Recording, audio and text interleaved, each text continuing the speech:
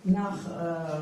գործընկերս ասաց, որ պրոցեսը տևել է 3 օր, ես ասեմ, որ շատ ավելի երկար դեպքեր կան։ Եվ այստեղ պոլիկլինիկաների թողունակության խնդիրն է մեկ եւ Արմեդ համակարգի աշխատանքն է երկուսը։ Այսինքն մարդ կարող է Արմեդով դիմել գրանցվել, որպեսզի գնա, բայց տեղում պարզվի, որ պոլիկլինիկան մեծ չկա եւ պետք է զանգով գնալ, կամ նույնը ուղեգրելու դեպքում, այսինքն ինքը փորձում է ուղեգիրը գրանցել, հա, որևէ բուժ հաստատությունում Արմեդով, բայց պարզվում է, որ պիտի անպայման փաստաթղթով գա այնտեղ, որպեսզի իրան հերթագրեն եւ այսպես։ Հիմա այս ամբողջը, եթե դիտարկենք աշխատող մարդու տեսանկյունից, սա շատ երկար եւ բարդացված պրոցես է։ Եվ դեղ ստանալու, դեղ վերցնելու խնդիրը, հա, դեղատուներին։ Այսինքն դեղատոմսը կա, մարդը 7 հատ դեղատուն է գնում, որոշ տեղերում մեկում բացում է իրան ցուցակում չկա, մյուսում բացում է դեղը չկա եւ այլն։ Վերջը այդ մարդը դեղը գնում է, իր փողով եւ դուրս է գալիս։ Հիմա այս խնդիրները խնդրում եմ ասեք ոնց է կարգավորվել։ Դե հարգելի գործընկերներ, ուժ օգնություն ստանալը ժամանակ է իրանից ներկայացնում։ Այո,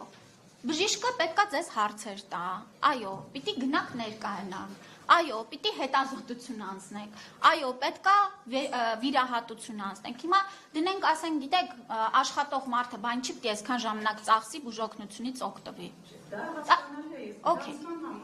Գրանցման հետ կապված ասեմ, այո, դեռ լինում են դեպքեր, երբ որ մարդը Արմեդով գրանցվել է, ժամը հանել է, գալիս է պոլիկլինիկա եւ ստացվում է իրենից առաջ մարդ եկել է, երկար է մնացել, կան այս խնդիրները։ Մեր բուժաշխատողները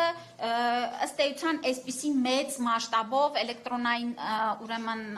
տվյալների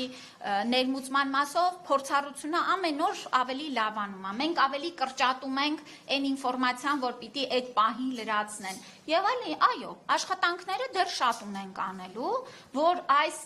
էլեկտրոնային թվային գործիքները դառնան մաքսիմալ հարմարավետ եւ այո, մեր առջևում դեռ այդ աշխատանքները կան, հնարավորինս մարդակենտրոն, հնարավորինս քիչ լոգիստիկ տեղաշարժեր ապահովող ծառայություններ ստանալու համար։ Դեղերի հետ կապված, նայեք,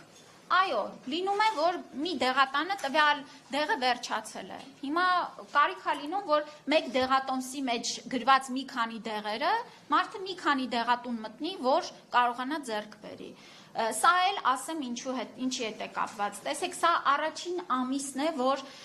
մեր դեղագործական ընկերությունները սկսել են այսպիսի մեծ ծավալով բաց թողումներ անել։ Իրենց մոտ էլ դեռ կուտակված վիճակագրական եւ այսպես տվյալներ չկան, թե ինչքան է իրենց սպառումը ամսական դեղորայքի լինելու, որ ճիշտ չափաքանակներով դեֆեկտուրա լրացնեն, իրենց պաշարները համալրվեն։ 1-2 ամսից նրանք էլ արդեն հասկանալով, որ միջին շարժը ինչքան է լինելու, վստահաբար կգան նրան, որ դեղատները մեծամասամբ կունենան ամբողջական նոմենկլատուրան։